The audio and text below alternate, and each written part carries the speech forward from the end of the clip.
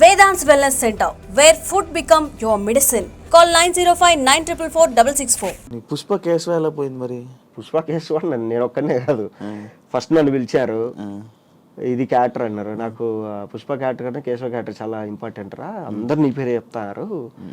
అప్పటి వరకు ఆయనకు తెలియదు, ఆయన యూట్యూబ్ చూడలేదు నాది. సో అందరు నీ పేరే, సేమ్ నేను చెప్పి ఆ డైరెక్షన్ డిపార్ట్మెంట్ రైటర్లు అందరు కూర్చొని డిస్కస్ చేస్తారు అని, అందరు నీ పేరే చెప్తారు.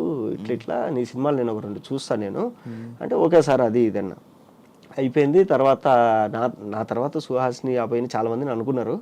బట్ వాళ్ళకి కావాల్సింది ఏంటంటే ఎప్పుడు పిలిచినా రావాలి, ఎప్పుడు పిలిచినా రావాలి.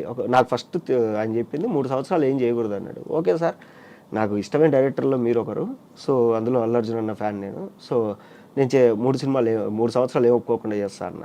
బట్ వీళ్ళకి ఏంటంటే ఎందుకు ఇన్ని ఇబ్బంది పెట్టడం, ఇప్పుడే బిగ్ బాస్ నుంచి వచ్చాడు, కొంచెం రెమ్యునరేషన్ పెంచుకుంటాడు. నాకేంటంటే బిగ్ బాస్ నుంచి రాకుండా ఒక 6 సినిమాలు రెడీగా ఉన్నాయి. 6 సినిమాలు అంటే ఆయన కనుక్కున్నాడు బయట ఏంది దీని పరిస్థితి అంటే, సార్ ఇప్పుడే బిగ్ బాస్ నుంచి వచ్చాడు, ఇన్నేళ్ళు కష్టపడ్డాడు, మంచి పేరు వచ్చింది, వాడికి బయట ఫుల్ డిమాండ్ ఉంది సినిమాలలో అంటే, ఈయన ఎందుకు ఈయన 3 ఏళ్ళు లాక్ చేసుకోవడము, పర్లేదు అని చెప్పేసి పంపించేసాడు. సుహాస్ని కూడా అదే, సో సుహాస్ కూడా చేయాల్సింది.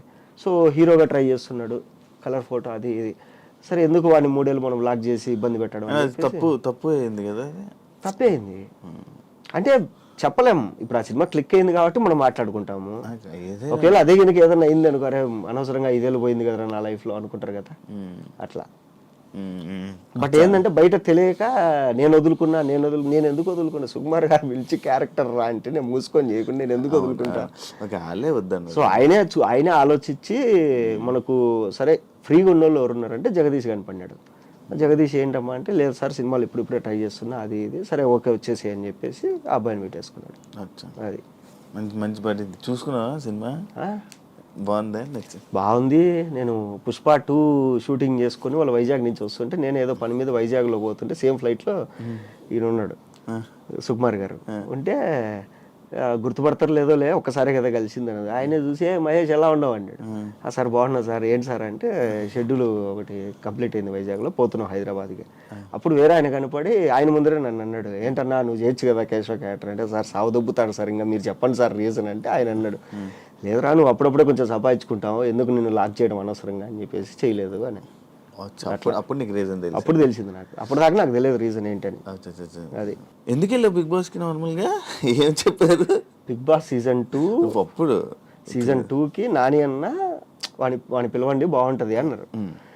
అయితే వీళ్ళు నానిగారు మిమ్మల్ని మీరు ఉంటే బాగుంటుంది అంటున్నారండి, మీరు రండి ఒకసారి అంటారు. నేను వెళ్తే ఇది అంటే, 4 సినిమాలు జరుగుతున్నాయండి బయట, నేను ఇప్పుడు సడన్గా లోపలికి వెళ్ళిపోతే నాకు ఇబ్బంది అని, దిల్రాజ్ గారి ప్రొడక్షన్, వారాహి ప్రొడక్షన్ వీటిల్లో ఉన్నా, అయ్యో ఇబ్బంది అండి, తేజ గారు చెప్పింది గుర్తొచ్చింది, ఎప్పుడు లాక్ అయిపోద్ది ఎక్కడే కానీ, ఇలా అండి అంటే, నెక్స్ట్ సీజన్ చూసుకుందాం లేండి అని చెప్పిన ఊరిక.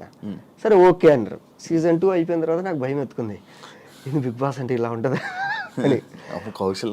అప్పుడు సీజన్ 2 తర్వాత వీళ్ళు సీజన్ 3కి ముందు నుంచే ఫోన్ చేస్తారు నాకు, ఏది ఆగస్టులోనో జూలైలోనో స్టార్ట్ అయితే నాకు మార్చ్ ఏప్రిల్ నుంచే ఫోన్లు చేస్తున్నారు. నేను ఏదో ఒకటి చెప్పి తప్పించుకుంటున్నా. అప్పటికి రొమాంటిక్ మూవీ షూట్లో ఈడున్నాం, గోవాలో ఉన్నాం, నా పక్కన అలీగారి తమ్ముడు కయ్యమని ఉన్నాడు. ఎవర్రా ఫోన్ చేసిన ప్రతిసారి ఏదో ఒకటి చెప్తున్నావు ఏంట్రా అన్నాడు. లేదన్నా ఇట్లా బిగ్ బాస్కి రమ్మంటారు, నాకేం భయం వేస్తుంది పోవాలంటే, పోకుంటే బాగా అది పోతే డబ్బులు వస్తాయి కానీ ఇదన్నా అంటే, అరే ఏం కాదు, నువ్వు బయట ఎలా ఉంటావో వెళ్ళి అలాగే ఉండు, నువ్వు జనాలకి నచ్చితే ఓకే, నువ్వు ఖచ్చితంగా నచ్చుతావు, నువ్వు నీలాగుంటే నచ్చుతావు, నువ్వు ఎప్పుడైతే దొంగ నాటకాలు ఎచ్చావో నచ్చవు, నువ్వు నీలాగుంటే కనుక నచ్చుతావు, నువ్వు వెళ్ళి హ్యాపీగా డబ్బులు ఇస్తారు, తెచ్చుకో, పెళ్లి కావాల్సిన పిల్లోడు డబ్బులు వస్తాయి కదా, ఓన్లీ డబ్బుల కోసం పో అన్నాడు. సరే ఓకే అని చెప్పేసి ఫోన్ చేసి వాళ్ళకు, నాకు మీరు మంచి డబ్బులు ఇస్తే వస్తానండి అన్నారు. వాళ్ళు సరే అని చెప్పి నేను అడిగినంత ఇచ్చారు. అది అప్పటికి టాప్ 3 పేమెంట్ అది. అమ్మ నాకేంది ఇంత డబ్బులు ఇచ్చారు వీళ్ళు వీక్లీ, బయట ఇంత కష్టపడినారావు, ఇదేంది ఇది అనుకుని మా అమ్మకు ఫోన్ చేసిన, అమ్మ ఇట్లా అంటే, ఇంకేముందిరా హ్యాపీగా వెళ్ళి బాగా తిని కూర్చొని పడుకొని డబ్బులు తెచ్చుకోపోవాలి. సరే ఓకే అని చెప్పేసి పోయినా. నేను 2 వారాలు ఉంటే చాలు అనుకున్నా, 12 వారాలు ఉన్నా. అదే 12 వారాలు. అది 12 వారాలు. ఎంత సంపాదించావు? చెప్పకూడదు అది బయటికి, నువ్వు చెప్తావా? బిగ్ బాస్ అనే కదా, ఏమైనా సంపాదించుకున్నావా మొత్తం డబ్బులు? సంపాదించుకున్నా. ఫస్ట్ బిగ్ బాస్ 1కి వచ్చింది ఒక హౌస్ డౌన్ పేమెంట్ కట్టేసిన 40 లక్షలు. తర్వాత 40 లక్షలు వచ్చింది ఫస్ట్ 3/3కి. వచ్చిందంటే 40 లక్షలు పెట్టా. వచ్చిందంటే 40 లక్షలు డౌన్ పేమెంట్ కట్టేసిన ఒక ఇంటికి. తర్వాత ఓటీటీ సీజన్ మనకు వచ్చింది, ఈ మధ్యలో సినిమాలు సంపాదించుకుంది అంతా కలిసి ఒక సినిమాకి పెట్టేసిన. దాని రిలీజ్ కోసం కింద మీద పడుతున్నా. కాదు, ఏమైనా ఉపయోగపడిందా నీకు బిగ్ బాస్? పడింది. బిగ్ బాస్ నుంచి వచ్చిన తర్వాతే కదా నాకు బిగ్ బాస్ అంటే ఏమైందంటే, ఇప్పుడు ఒక సినిమాలో క్యారెక్టర్కి 10 మంది ఆప్షన్లు ఉంటే అందులో నేను 8, 9 ఉండేవాడిని. బిగ్ బాస్ నుంచి రాగానే ఏమైందంటే ఈ ఆప్షన్ అనేది 1, 2కి వెళ్ళిపోయింది. సో రెమ్యునరేషన్ కూడా కొంచెం పెంచారు. ఓకే, అట్లా. ఓకే. నీ సినిమా కాంట్రవర్సీ ఏంటి? ఏం మెసేజ్లు పెట్టి ఏదేదో చీటింగ్ ఇది అది. వాడు మా డైరెక్టర్. వాడు ఏంటంటే ఇద్దరం కలిసి సినిమాలు చేసుకున్నాం, ఇద్దరం కలిసి చేసుకున్నాం. అప్పుడు వేరే పేరు ఉండేది కదా, సినిమా పేరు ఏంటి? అప్పుడు కల్ట్ గ్యాంగ్ అని ఉండేది. తర్వాత నేను రెన్యువల్ చేసుకోవడం కొంచెం లేట్ అయింది. ఆ కల్ట్ అనేది విశ్వక్సేన్ తీసుకున్నాడు, నేను మళ్ళీ ఉత్తుత్త హీరోలని మార్చుకున్నాను. సో గొడవ ఏంటంటే, గొడవ వెళ్ళా డైరెక్టర్ కమ్ కెమెరామెన్ మా ఫ్రెండ్. సో పిలిచి రారా సినిమా చేసుకుందాం ఇద్దరము అనుకున్నాను. షూటింగ్ వరకు నేను పెట్టాలి, పోస్ట్ ప్రొడక్షన్ వాడు పెట్టాలి. షూటింగ్ అయిపోయింది, తర్వాత పోస్ట్ ప్రొడక్షన్ నాకు డబ్బులు లేవన్నాడు. డబ్బులు లేవన్నప్పుడు ఎట్లా, సరే ఇది కూడా నేనే పెట్టేస్తాలే అని చెప్పేసి మొత్తం అంతా చేసుకుని కంప్లీట్ చేసుకున్నాము. మొత్తం అంతా అయిపోయిన తర్వాత ఇప్పుడు నాకు తెలిసిన పరిచయాలతో మైత్రి డిస్ట్రిబ్యూటర్స్ ఇలా అందరినీ కలుస్తున్నాం. వాడిని నేను వెళ్ళి కలుస్తున్నాడికి మనోడు ఏంటంటే కొంచెం ఊహల్లో ఉండిపోయాడు. ఏది సినిమా అయిపోగానే ఇంత డబ్బులు వచ్చేస్తాయి, నేను ల్యాండ్ తీసుకోవాలి, కార్ తీసుకోవాలి, ఇది మొత్తం ప్లాన్ చేసి నేనేది ఫస్ట్ సినిమా బయటకు వచ్చేదాలని చెప్పి నేనున్నా. తర్వాత ఏమైపోయిందంటే నేను ఇట్లా కాదు, ఇది ఒక 2-3 ప్రీమియర్ చేసేద్దాం రామానాయుడులో. ప్రీమియర్లు వేసేస్తే మనకు కనీసం ఏదన్నా కొంచెం బస్ ద్వారానే వస్తుంది ఇండస్ట్రీలో అనుకొని, నువ్వు మొత్తం ఫైల్ అవుట్పుట్ రెడీ చేసేసి మనం ప్రీమియర్ వేసేసుకుందాం అంటే, అప్పుడు వాడి మైండ్లో ఏం పడిందో కానీ నాకు ఇంత డబ్బులు ఇస్తే కానీ నేను రెడీ చేయను అన్నాడు. నేనేంటంటే ఫ్రెండ్ కదా అని చెప్పి మొత్తం నమ్మి ఫైల్స్ అన్నీ మనోడి దగ్గర పెట్టేసి, నాకు తెలియదు అసలు ఎన్ని హార్డ్ డిస్కులు కొనుక్కున్నాం ఏంటి అంటే ఎంత ఖర్చు అయింది అనేది అకౌంట్స్ రాసుకుంటున్నా. లేదు ఇది అన్నప్పుడు మనోడికి ఏంటంటే పాపం అప్పటి వరకు అంటే నెగిటివిటీ వచ్చిందో మైండ్లో, ఇది అయిపోతుందో లేదో అని. లేదంటే కనుక వాడికి నిజంగా డబ్బులు అవసరమైంది. అప్పుడు నా దగ్గర డబ్బులు లేవు. నేను ఎవరైనా నా దగ్గర డబ్బులు ఉంటే నేనే ఇస్తా కదరా నీకు అని. సరే ఇట్లా కాదు, అగ్రిమెంట్ చేసుకుందాం మనము వచ్చిన తర్వాత ఇంత అని అంటే, సరే ఓకే అగ్రిమెంట్ చేసుకుందాం అని చెప్పిన. తర్వాత వాడు అగ్రిమెంట్ రాలేదు, నేను చేసుకోలేదు. నేనేమన్నా అంటే, సరే అయితే నువ్వు సైలెంట్గా ఉంటే నేను సినిమా మొత్తం రిలీజ్ చేసేసి వచ్చిన డబ్బులు వచ్చిన తర్వాత నేను పిలిచి నీకు ఇవ్వాల్సింది నీకు ఇచ్చేస్తాను అంటే, అప్పటికే ఇచ్చేసిన కొంచెం డబ్బులు, ఇవ్వాల్సింది ఇస్తా అన్న. అది దానికి అందరికి మెసేజ్లు పెడుతున్నాడా? దానికి ఏంటంటే వాడు మెసేజ్లు పెట్టేది ఏంద్రా అంటే, వాడి ఫ్రెండ్స్ ఉన్నారు కొంతమంది ఇండస్ట్రీలో, వాళ్ళకి ఇదంతా తెలియదు. ఇప్పుడు నాకు ఇంకొకటి గొడవ అయింది, నేను వచ్చి నా వర్షన్ నీకు చెప్పిన, అవతల మూడో పర్సన్ నీకు తెలియదు, నువ్వేం చేస్తావు నేను చెప్పి నమ్ముతావు కదా. సో అట్లా ఏంటంటే మనోడు చెప్పిందంతా వాళ్ళు నమ్మారు. నమ్మేసి వాళ్ళు ఏదేదో సరే ఓకే పోనీలే మనం ఏమైంది, అది ఎందుకు రిలీజ్ అవ్వట్లా? ఉన్న డబ్బులంతా దానికే పెట్టేసిన. ఇప్పుడు ఎవడెవడైతే ఈ ఎరిపప్పు వాళ్ళందరూ కామెంట్లు పెట్టారో, ఈ నా కొడుకులందరూ తలా ఇంత వేసుకునే కానీ సినిమా అయిపోతుంది. జేబులోంచి డబ్బులు తీసి ఏమైనా హెల్ప్ చేయండి అంటే ఓడి చేయట్లే, ఎవరికి కామెంట్లు పెడతారు అంతే. కామెంట్లు పెడితే ఏం చేసుకోవాలి, ఏడు ముడ్లు పెట్టుకోవాలి ఎన్ని కామెంట్లు. నేను చెప్పినా క్లియర్గా, అరే మీరు ఇంత బాధపడతారు కదా మీ వాడికి పేరు రాలేదని, మీరే తలా ఇంత వేసుకొని సినిమా కొనండి, మీరే రిలీజ్ చేయండి, లేదా మీరే తలా ఇంత వేసుకొని సినిమా రిలీజ్కి హెల్ప్ చేయండి రా అంటే ఎవరు చేయడంట. జేబులోంచి ₹1 తీయరంట, ఊరికి ఇన్స్టాగ్రామ్ తీసి కామెంట్లు పెడతారంట. అది ఇప్పుడు రిలీజ్ అవుతుందా? రిలీజ్కి ఒక 30 లక్షలు కావాలి. సో ఆ డబ్బుల కోసం నేను అంటే ఇప్పుడు పెళ్ళి అయిపోయిన తర్వాత ఏంటంటే ఎంత లేదన్నా నెల అయ్యేసరికి ఒక 70,000 ఖర్చులు వస్తున్నాయి. ఏది హైదరాబాద్లో రెంటు, ఊర్లో రెంటు, ఇక్కడ ఖర్చులు, అక్కడ ఖర్చులు, అవి. ఓన్ హౌస్ అన్నా? ఓన్ హౌస్ అంటే అదే ఆ 40 లక్షలు కట్టాం కదా, వాడు కడతాడు ఇంకా అండర్ కన్స్ట్రక్షన్ లో ఉంది అది.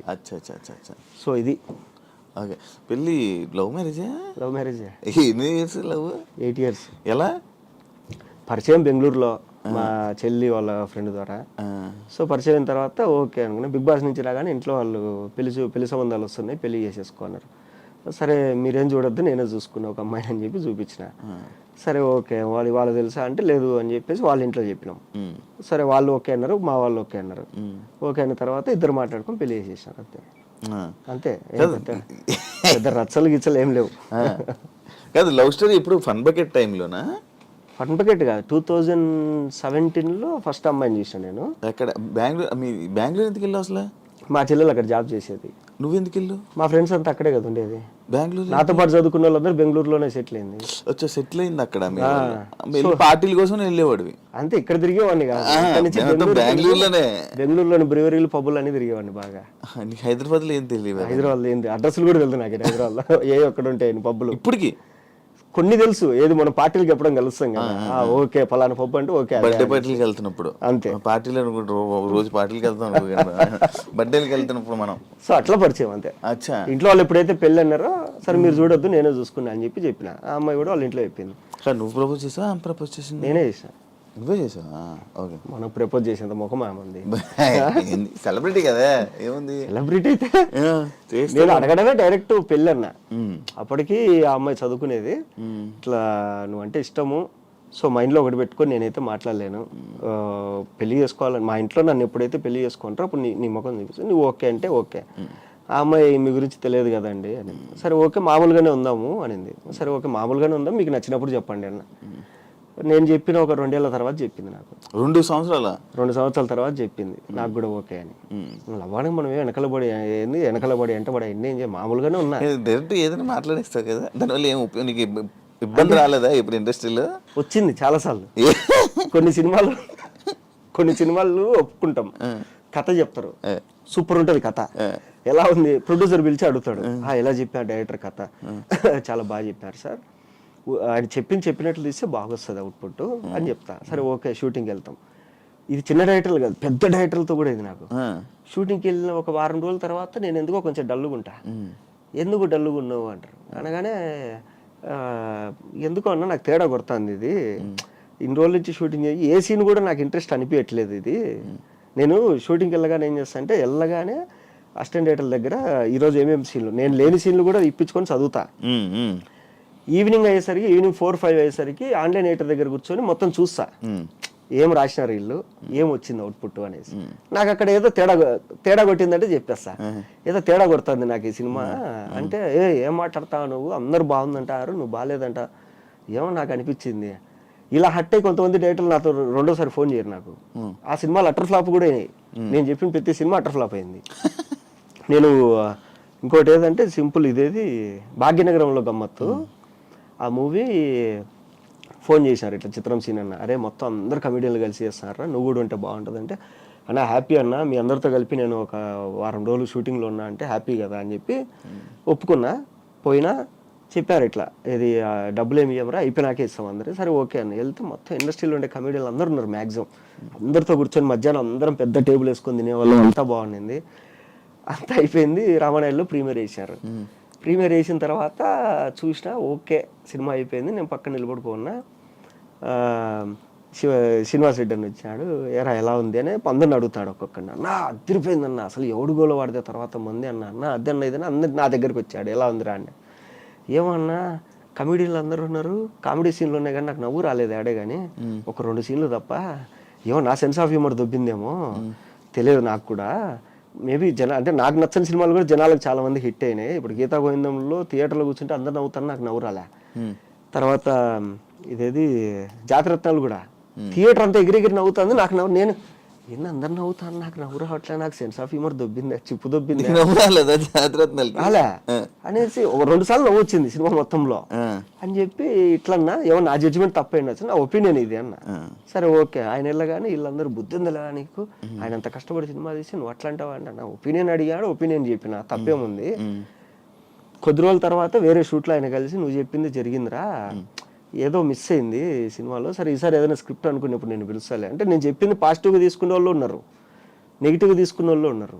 ఇప్పుడు కొన్ని చిన్న సినిమాలు జరుగుతాయండి, జరిగిన తర్వాత ఇప్పుడు నాలో ఇన్బిల్ట్గా డైరెక్టర్ రైటర్ ఉన్నాడు కాబట్టి ప్రొడ్యూసర్లు ఏం చేస్తారంటే, ఒక వారం రోజుల తర్వాత షెడ్యూల్ అయిపోగానే నన్ను పిలిచి, ఏం మహేష్ ఏంది చెప్పు ఏంటి అంటే, నేను లేదండి సెట్లో కొన్ని మార్పులు చేయాలి, ఈ డిపార్ట్మెంట్ బాగాలేదు, ఇది బాగాలేదు, ఇది కొంచెం ఇలా చేయాలని చెప్తా. ఇది డైరెక్టర్లు హట్ అయిపోయి వానికి ఏం పని ఇవన్నీ చెప్పడానికి అది ఇది అని చెప్పేసి పిలవడం మానేస్తారు. అవి కూడా జరిగినాయి కొన్ని. అట్లా నాకేంటంటే నా కళ్ళ ముందర ఒకటి ఉన్న సంక్రాంతి పోతా అంటే, అరే ఇప్పుడు అయిపోయిన తర్వాత మనం మాట్లాడే బదులు ఏదో జరిగేటప్పుడే చెప్తే కరెక్షన్ చేసుకుంటారు కదా అని మనం అనుకుంటాం. అట్లా ఇప్పుడు అంతేందుకు బిగ్ బాస్ ఓటీటీ కూడా మనం మాట్లాడుకున్నాం లోపల కూర్చొని. ఏంది ఇది, ఏదో ఒక్క స్పాన్సర్ కూడా రాలేదు, మనిద్దరం మాట్లాడింది మనిద్దరమే, అది ఏంది స్పాన్సర్ రాలేదు, ఒక ప్రమోషన్ రాలేదు, ఏంటిది మనం అనుకున్నాం. మినిమం అనిపిస్తుంది కదా, అరే మనకు ఇంత కష్టపడి చేస్తున్నాము కానీ ఏదో ఏదో తేడా కొడుతుంది అనుకున్నాను లోపల మాట్లాడుకుంటాను.